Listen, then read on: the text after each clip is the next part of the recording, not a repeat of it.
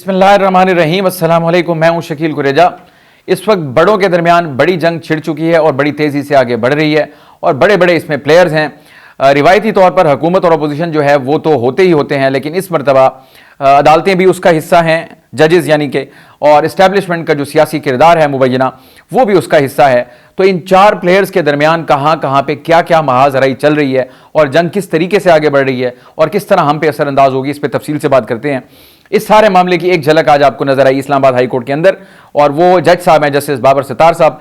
दो हवालों से वो बड़े इंपॉर्टेंट हैं। एक जो सुप्रीम जुडिशल काउंसिल को खत लिखा गया 6 जजेस की जानिब से, उसमें जस्टिस बाबर सत्तार जो हैं वो एक जज साहब हैं, और इसके अलावा ऑडियो लीक्स का जो केस चल रहा है, दो उसमें ऑडियो लीक से मुतालिक केस यानी कार्रवाई हो रही है। एक तो बुशरा बीबी की जो उनके वकील के साथ ऑडियो लीक थी सरदार लतीफ़ खोसा के साथ, और एक नजमुस साकिब की जो कि साबिक चीफ जस्टिस साकिब निसार के साहबजादे हैं, उनकी ऑडियो लीक्स का जो मामला है वो भी वहाँ पे ज़ेरे समात है। तो आज उसके ऊपर जब समात शुरू हुई तो चूंकि अब 4 दरखास्तें जज साहब से मुतालिक आ चुकी थी मुतफर्रिक, और उन दरखास्तों का जो मौक़िफ़ था बुनियादी तौर पे सरकारी इदारों की जानिब से जो आई दरखास्तें, वो इन जज साहब के ऊपर एतराज़ किया गया और मौक़िफ़ इख्तियार किया गया कि जस्टिस बाबर सत्तार साहब इस केस की जो समात है उससे खुद को अलग कर लें। उनके ऊपर एतराज़ आ गया। तो आज जब केस की समात हुई तो जज साहब ने कहा कि सबसे पहले हम उन दरखास्तों के ऊपर बात करेंगे। उन दरखास्तों में से जो 3 दरखास्तें थी इदारों की, उनको न सिर्फ अदालत ने मुस्तरद किया बल्कि उन तीनों के ऊपर 5-5 लाख रुपए जुर्माना भी किया। तो आपको इससे अंदाज़ा हो रहा है उनके मौक़िफ़ की सख्ती का, या जो उनका मौक़िफ़ है जिसके ऊपर वो डटे हुए हैं जज साहब। तो उन्होंने इदारों को यानी एक किस्म का क्या देते हैं, छक्के पे छक्का मारा है और उनको उठा के बाहर फेंका है। और इसके अलावा इंपॉर्टेंट चीज़ ये है कि अब कल जो बुनियादी केस है 6 जजेस के ख़त वाला, उसके ऊपर कल सुप्रीम कोर्ट के अंदर समात होने जा रही है। वो भी बड़ा एक अहम केस है। मैंने आपको प्लेयर्स की बात की थी। जो कल समात होगी सुप्रीम कोर्ट के अंदर, वो 6 जजेस के उस खत के ऊपर होगी जिसपे एक समात हो चुकी और अगली समात जो है अब होने जा रही है। जो पिछली समात थी उसका और इसका फ़र्क ये होगा कि उस समात को जो जिस बेंच ने सुना वो 7 रुकनी था। एक जज साहब जो हैं जस्टिस याह्या अफरीदी साहब, उन्होंने खुद को बेंच से अलग कर लिया, लिहाजा बेंच टूट चुका है और अब नया बेंच जो है वो 6 रुकनी इस केस की कल समात करेगा। जो पिछली समात हुई थी उसके अंदर कोई खातिर खा चीज़ आपको सामने नजर नहीं आई, सिवाय 2 चीज़ों के कि एक तरफ जस्टिस अतर मिनल्लाह का मौक़िफ़ था तो एक तरफ जस्टिस काजी फाइज ईसा का मौक़िफ़ था। तो दोनों जो मौक़िफ़ थे, जिसको उर्फ़ आम में आजकल जुडिशल पॉलिटिक्स कहा जा रहा है, उसका एक नज़ारा आपको वहाँ पे देखने को मिला था कि उनका एक मौक़िफ़ था, यानी कि एक एक्सट्रीम थी तो दूसरी तरफ दूसरी एक्सट्रीम थी। अब देखते हैं कि कल इस सूरत हाल को हम किस तरीके से मुज़ाहिरा इसका कल देखने में आएगा हमारे सामने, और इस केस की जो कार्रवाई है जो कि इंतहाई अहम है वो आगे कैसे बढ़ेगी वो भी हम कल देखेंगे। और इसके अंदर अब देखिए 2 फरीक हैं, एक जज साहिबान हैं और दूसरा जिनके ऊपर इल्ज़ाम है। इल्ज़ाम एजेंसीज़ के ऊपर है, और एजेंसीज़ किसके अंडर आती हैं? इंतज़ामिया के, यानी कि हुकूमत के। तो गेम बड़ी कॉम्प्लेक्स है, इसलिए मैंने कहा बड़े प्लेयर्स हैं, बड़ी जंग है और नतीजा कोई छोटा मोटा नहीं होगा, और ना ही ये चीज़ें ऐसे ही हवा में तहलील होंगी। इसमें से कहीं ना कहीं कुछ ना कुछ निकलेगा ज़रूर। जजेस जो हैं वो अपने लिए इंसाफ के लिए सुप्रीम कोर्ट में कल उनकी दरख्वास्त दे रहे समात है। जजेस इंसाफ मांग रहे हैं, और इंसाफ देना किसने है? मुल्क के जो सबसे बड़े जज हैं काजी फाइज ईसा साहब और उनके जो दीगर सुप्रीम कोर्ट के जजेस हैं, ये उनका भी इम्तहान है, हुकूमत का भी इम्तहान है कि वो किस तरीके से ये साबित करे कि जो इल्ज़ामात हैं वो गलत हैं। तो उनका भी बहुत बड़ा इम्तहान है, जजेस का इम्तहान। जजेस को इंसाफ चाहिए और हुकूमत ने अपनी जान छुड़ानी है कि वो इस इल्ज़ाम से बाहर निकल सके। तो इसलिए ये मामला छोटा नहीं है। ये तो हो गया एक पहलू इसका। अब आ जाते हैं दूसरी तरफ सियासी साइड पे। उस तरफ भी सूरत हाल जो है वो इससे कम उसकी इंटेंसिटी नहीं है, बल्कि उसकी भी जो इंटेंसिटी है उसमें मुतवातिर इजाफा हो रहा है। आज कौमी असम्बली का इजलास हुआ और मौलाना फजल रहमान साहब जो हैं वो हल्फ लेने के बाद आज पहली मरतबा ईवान में आए, और आज उन्होंने बड़ी तवील तकरीर की और इंतहाई धुआंधार तकरीर थी।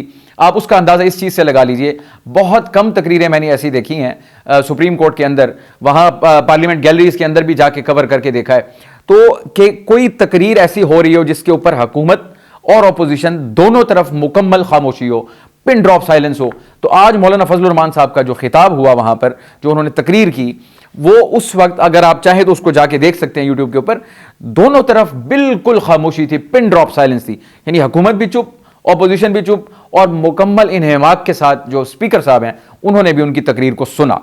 तो अब जो उनकी तकरीर थी उन्होंने अहाता किया एक तो हमारी सियासी तारीख का, उसमें इस्टेब्लिशमेंट के किरदार का, मार्शल लॉ का, और ये सारी चीज़ें उन्होंने जिक्र की। और बिलखुसूस 2018 के इलेक्शन में जो धांधली हुई, फिर 2024 के इलेक्शन में जो धांधली हुई, जिन्होंने उस वक्त शोर किया और जो इस वक्त शोर कर रहे हैं, मौलाना साहब कह रहे हैं कि उस इलेक्शन और इस इलेक्शन में कोई फर्क नहीं था। जो धांधली 18 में हुई थी कमोबेश वही धांधली 24 में हुई है। अगर वो गलत था तो फिर ये ठीक कैसे हो गया, अगर ये ठीक है तो फिर वो गलत कैसे था। तो पॉइंट सुन के ये दुरुस्त है।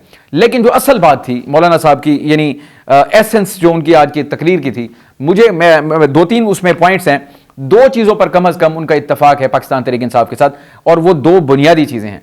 नंबर 1, वो ये कह रहे हैं कि ये हुकूमत धांधली की पैदावार है, नंबर 1। और पाकिस्तान तहरीक इंसाफ का भी यही मौक़िफ़ है कि ये धांधली की पैदावार है। और फिर दूसरी चीज़ ये है कि इनके लिए धांधली किसने की, उनका मौक़िफ़ है कि एस्टैब्लिशमेंट का इसमें किरदार है, और यही मौक़िफ़ पाकिस्तान तहरीक इंसाफ का भी है। तो इसके ऊपर बुनियादी तौर पर मौलाना फजलुर रहमान और पाकिस्तान तहरीक इंसाफ उनका इत्तफाक है, उनका सिर्फ ऐलान करना बाकी है, यानी इकट्ठे होने के लिए इसके ऊपर इत्तफाक है। और दूसरी चीज़ जो इनमें कॉमन है, इस वक्त पाकिस्तान तहरीक इंसाफ भी सड़कों पे है और मौलाना फजलुर रहमान साहब भी सड़कों पे हैं, बल्कि मौलाना फजलुर रहमान उनसे एक कदम आगे चले गए हैं। अब आगे सड़कों की सियासत जो है वो शुरू होने जा रही है। मौलाना फजलुर रहमान साहब ने भी आज ऐलान कर दिया, उन्होंने कहा जी 2 मई को उनका जो एहतजाज होगा वो होगा कराची में मिलियन मार्च, 2 मई को। अब वहां पे सिंध की हुकूमत है, 2 को इनका होगा और 5 मई को शेड्यूल है पाकिस्तान तहरीक इंसाफ का, उनका भी कराची में है। तो इसका मतलब सड़कें गर्म होने जा रही हैं, और फिर इसका नतीजा क्या होगा वो आने वाला वक्त बताएगा। फिर उसके बाद मौलाना साहब एक कदम और आगे गए और उन्होंने कहा जी 9 मई की आप अहमियत समझ रहे हैं, वो एक मंत्र है पाकिस्तान के अंदर, 9 मई। तो उन्होंने कहा जी 9 मई को भी हमारा मिलियन मार्च होगा, और वो कहां पे होगा, पाकिस्तान तहरीक इंसाफ के गढ़ यानी कि पेशावर में। तो इससे आप उसकी सिंबॉलिक वैल्यू को समझें, एक तो 9 मई और फिर पेशावर का इंतखाब जहां पाकिस्तान तहरीक इंसाफ की हुकूमत है, यानी कि मौलाना फजलुर रहमान साहब को रुकावट तो छोड़ ही दें, रुकावट को छोड़ दें। 9 मई के दिन तहरीक इंसाफ की जिस सूबे में हुकूमत है, मौलाना फजलुर रहमान साहब वहां पे मिलियन मार्च करेंगे तो उनको तो हुकूमत उल्टा सपोर्ट करेगी। तो आप इससे अंदाजा लगा लें कि सूरत हाल फिर डेवलप क्या होगी। मौलाना फजलुर रहमान तो एक कदम आगे चले गए हैं, और उन्होंने कहा मैं उन सबको वार्न कर रहा हूं जो इनको रोकने की कोशिश करेंगे, यानी हमारे मिलियन मार्च को, उनको नुकसान के अलावा उनके हाथ कुछ भी नहीं आएगा।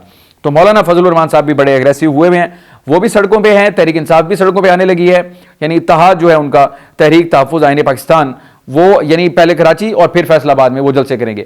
तो ऐन मुमकिन है आने वाले दिनों में हम इनके जो फासले हैं तहरीक इंसाफ और ये जो इत्तेहाद है इनके कम होते हुए देखें, और ये इकट्ठे हो जाएं और एक ग्रैंड अलायंस मजीद बड़ा हो जाए, और वो मौलाना फजलुर रहमान भी उसमें शामिल हो जाएं, तो 7 जमातें हो जाएंगी। तो इस हुकूमत के लिए जो है वो जीना बड़ा मुश्किल हो जाएगा। इस हुकूमत का अपने आप को ये इस यानी तपिश से, ये जो इनकी हिद्दत होगी अपोजिशन के शोर शराबे की, उससे बचना, ये तो खैर आने वाला वक्त इसका तयन करेगा।